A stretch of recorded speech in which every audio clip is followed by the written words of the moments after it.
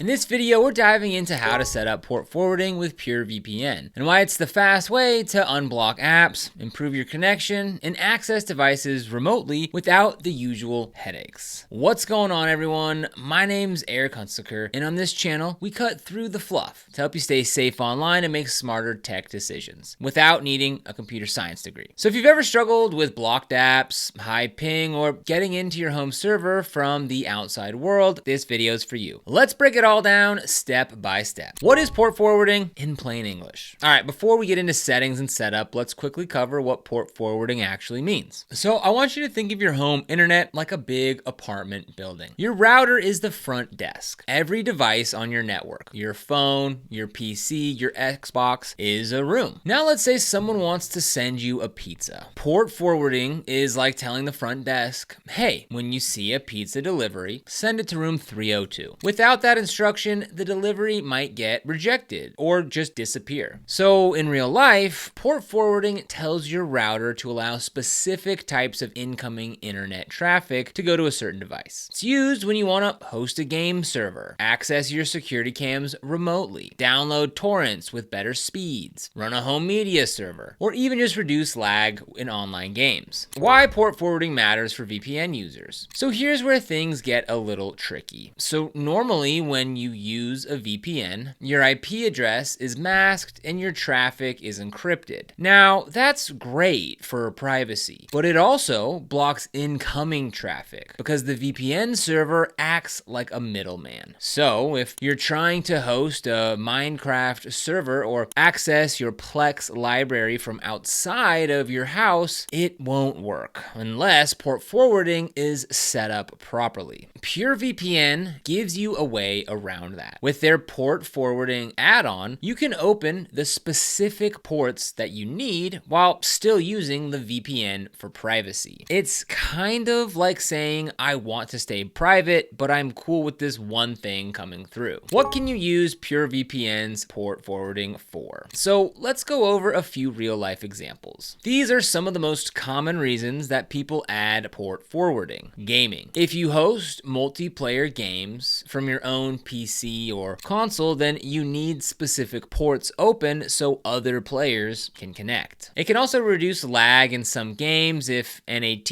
network address translation, issues are slowing things down. Torrenting. Torrent clients like uTorrent or qBittorrent work best with an open port. It lets you share and download files faster by allowing incoming peer connections. Hosting media servers like Plex. Want to stream your movie collection while you're on vacation? You'll need port forwarding to access your server from outside your network. Remove access. If you use FTP, RDP, SSH, or custom port to log into your home machine from another location, this lets you do it safely and reliably. Security cameras. Want to check your security cams while you're at work? Port forwarding makes that possible. Just be sure to use strong passwords and secure ports. How to get the port forwarding add-on in PureVPN. Now, one important thing to know, port forwarding is not included in PureVPN's base plan. It's a paid add-on. So here's how to get it. First things first, go to purevpn.com or click the link down in the description and log in to your account. Head to the add-ons section in your member area and look for port forwarding and add it to your current subscription. You'll now be able to access the port forwarding settings from your dashboard. It usually costs a few bucks a month, but for many users, especially gamers and torrenters, it's well worth it. How to set up port forwarding on PureVPN. So now let's talk through the actual setup process. Step 1, log into the member area. So go to the PureVPN website or click the link down in the description and log into your account dashboard. Step 2, access port forwarding settings. In the menu, find port forwarding under your settings or add-ons. You'll see a few different configuration options. Step 3, choose your forwarding type. Now here are the different choices. Open single port, and you use this if you need to open just one port for a specific service, like port 255 6565 for Minecraft, or 6881 for torrenting. Open port range. If the app or service requires multiple ports, like 10,000 to 20,000 for some VoIP setups, use this option.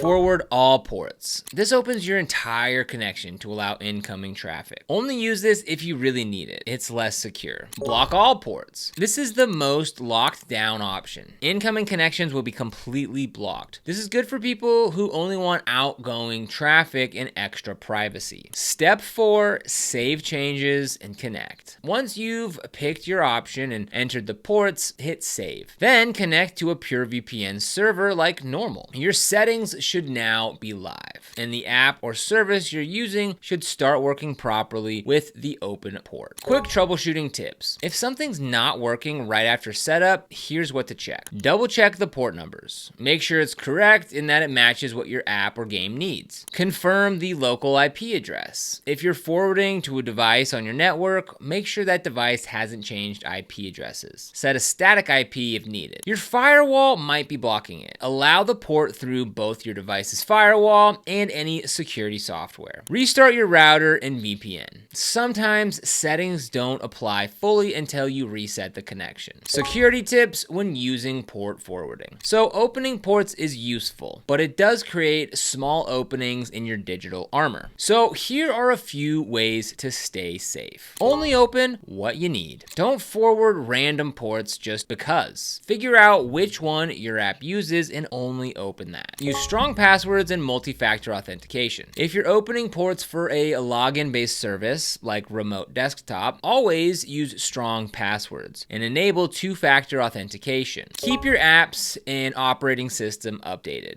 If you're running a service that's exposed to the internet, you want to make sure it's patched and up to date. Disable port forwarding when you're done. Not using your server or app anymore? Close the port. No need to leave it open. Alternatives to port forwarding. If you're trying to access your home network or services remotely, but you don't want to mess with open ports, you do have some other options. Zero tier or Tailscale. These tools create secure virtual networks without needing port forwarding. Cloud services. For things like file storage or media streaming, you might be better off with services like Google Drive or Plex Cloud. Dynamic DNS. This works well if your home IP keeps changing. It lets you use a fixed domain name and reach your devices. That said, PureVPN's port forwarding is still one of the most direct and customizable options if you want full control. So port forwarding might sound technical, but once you understand the basics, it's actually pretty straightforward. And with PureVPN's built-in support, plus their easy-to-use dashboard, it only takes a few minutes to get set up. Whether you're trying to host a game, download torrents more efficiently, or access your files on the go, port forwarding can unlock a lot of flexibility, as long as you know how to use it safely. So if you've been wondering why certain apps just don't work right behind a VPN, this might be the solution you need. Now, if you found this video helpful, make sure to hit that like button and let me know what you're unlocking with port forwarding down in the comments. And if you want to get started with PureVPN, we've got a link for you down in the description to get started today. This is an affiliate link, which means we do earn a small commission when you use it at no extra cost to you. And these commissions really help support the channel and allow us to continue to create free content just like this. So if you use it, we thank you so much in advance. And if you found this video helpful, don't forget to like, subscribe, and hit that notification bell so you never miss another video. Here on the channel, we cover everything from VPNs and cybersecurity to how to stay safe online and detailed product comparisons. So be sure to subscribe. But other than that, thank you so much for watching. We'll see you here in the next video.